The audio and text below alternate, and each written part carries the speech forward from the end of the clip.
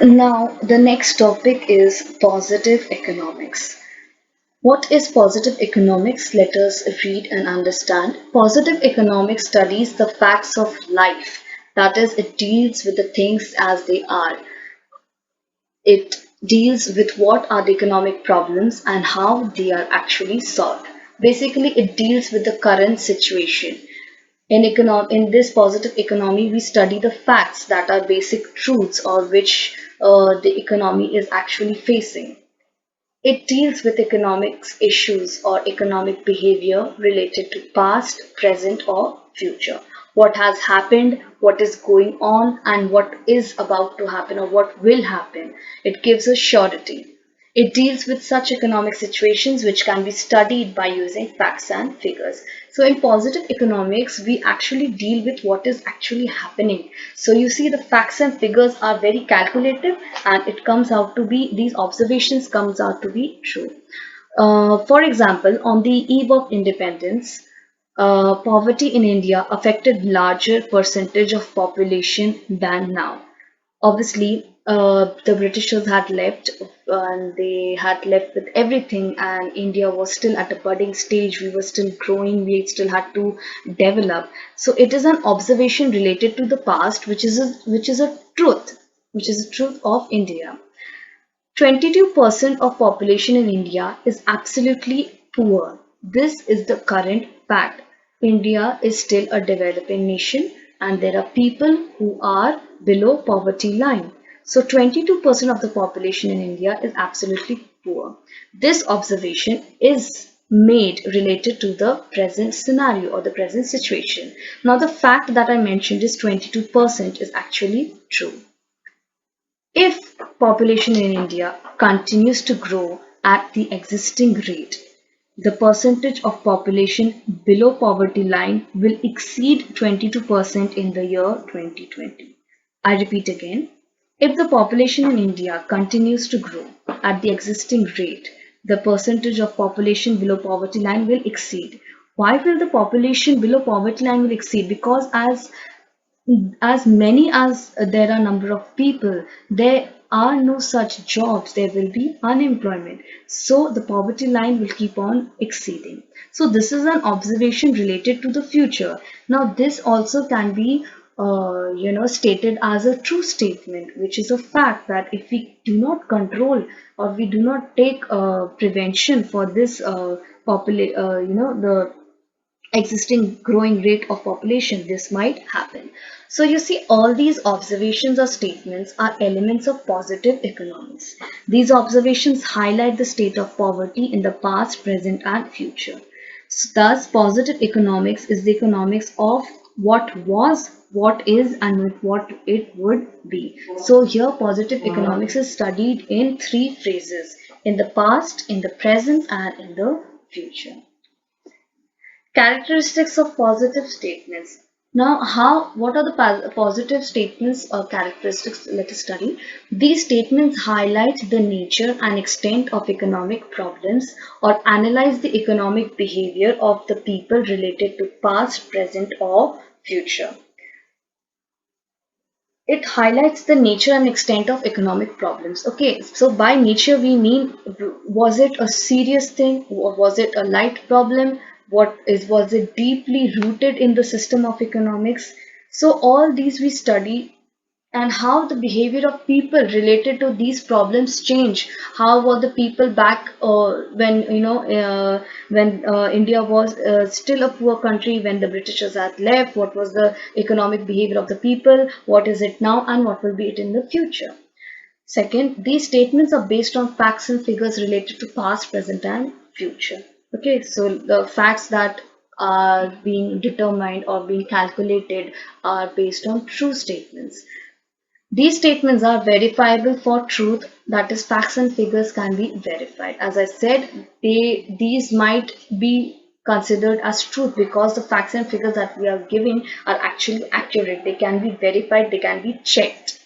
The last is these statements do not reflect any value judgment or opinion of the economist, which could be a matter of debate. So you don't have to give your opinion or that this was an economic problem, this is how it should be solved, this is how it should not be solved, because it doesn't need any judgment or opinion of the economics, because these were based on the facts that were true, that the current people of the past, the present, and the future are going to deal with. Next, we come to normative economics. Now, in positive economics, we were studying about the facts and figures which were stated in the past, present, and future. Now, this branch of economics, normative economics, is completely different. Okay, over here in normative economics, we deal with what's and ifs. Over here, we cannot exactly tell what it is going to be in the future, but over here, normative economics, let us see what it tells us. Normative economics tells us what ought to be, or what had to be, what needed to be done. It deals with what ought to be or how the economic problems should be solved. It deals with opinions of the economists related to economic issues. Different economists may offer different opinions on the solution of an economic problem.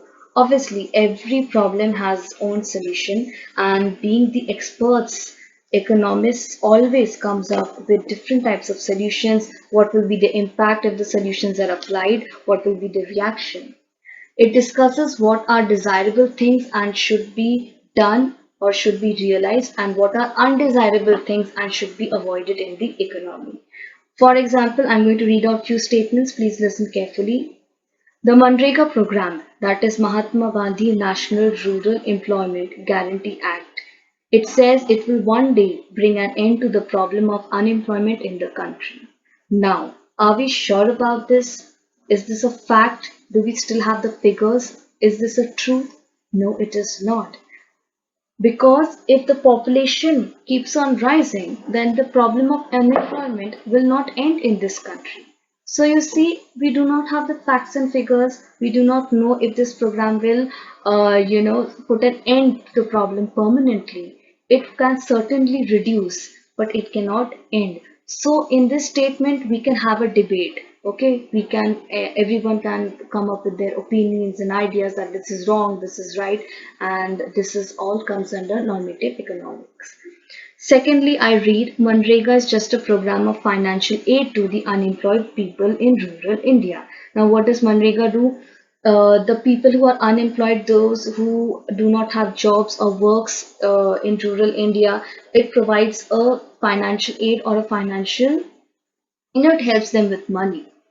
It will make the people parasites and lifelong unprotected.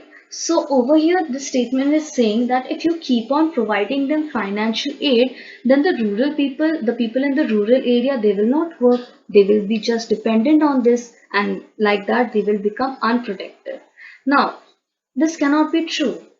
Many are taking this financial aid maybe to build a startup, to be an entrepreneur, to have their own business, or they want to study ahead, they want to move ahead. Many such conclusions can be made out of this.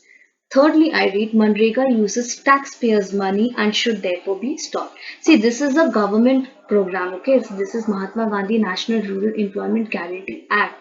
So if any government is providing any financial aid through a program, so how does the government has money? It says that they use taxpayers money. So basically the taxpayers money is going to the rural India. So should this be stopped, or should we just help our society to be, progressive and to be developed? Lastly, I read Manrega should not be pursued unless it ensures asset creation in the economy. See, Manrega is trying to remove unemployment by providing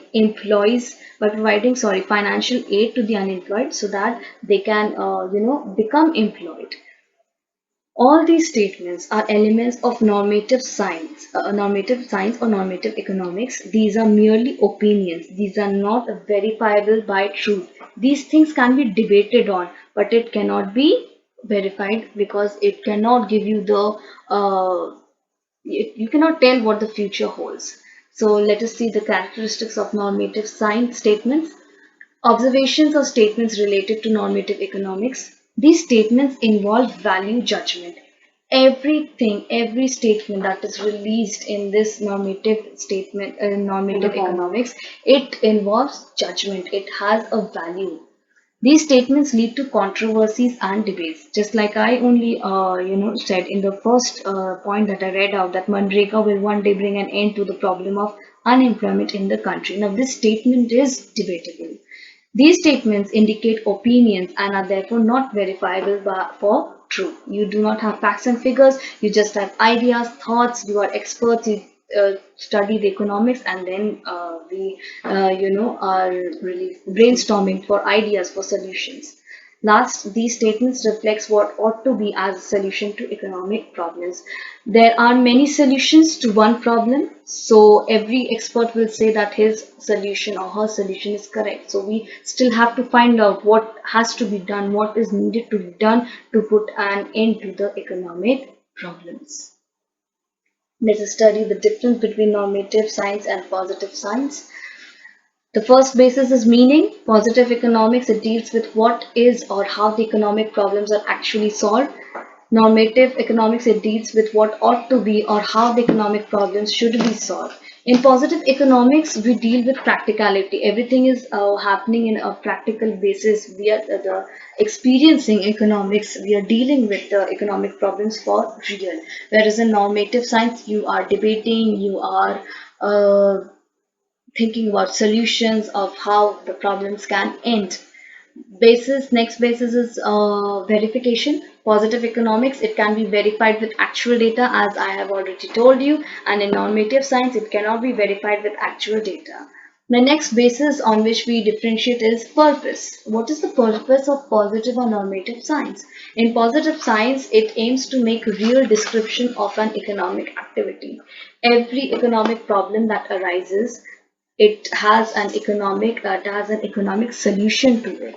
So in this problem and solution phase, it develops an activity. So this is where a real approach is made for this activity.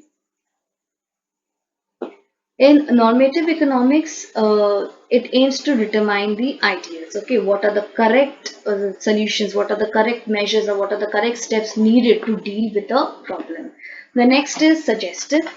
It is based on upon facts and thus not suggestive. Okay, you cannot suggest ideas in positive economics because you have to get in practical approach. To get in practical approach, you need figures, you need numbers, you need truth, you need the data which is verifiable. Whereas in normative science, it is based upon individual opinion and therefore it is suggestive in nature. Next is value judgments. In positive economics, it does not give any value judgment, that it is neutral between the ends. If there is a problem, there has to be a solution, and that's it. End of the story. In normative science, it gives value judgments. Every step that is taken to solve an economic activity, there will be judgment, there will be debate, and we have to select the best out of it. Let us see the examples of positive economics. Prices in Indian economy are constantly rising. Second, there are inequalities of income in our economy. See, the prices in Indian economy are constantly rising. Now, as COVID-19 situation is there, it is persistent in our country. So there are no jobs, there are no products, whatever is available to us, the prices will rise.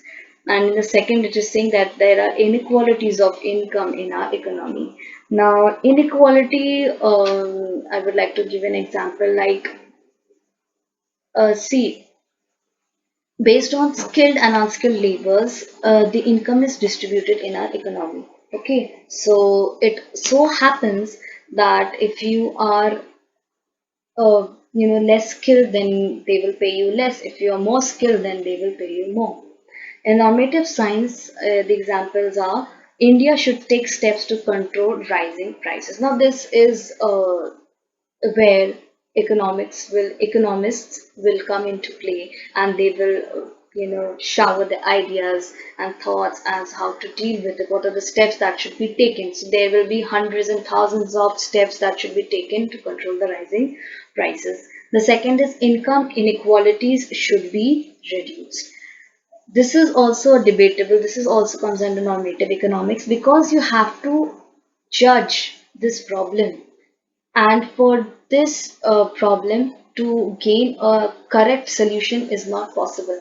How will you eliminate or throw out the income inequality? You can only reduce it. And for reduction also, you need solutions, you need steps, you need implementation, you need experts on this. Okay, so I hope you got the difference between the positive and normative science. Thank you so much, students. We will continue. Bye bye.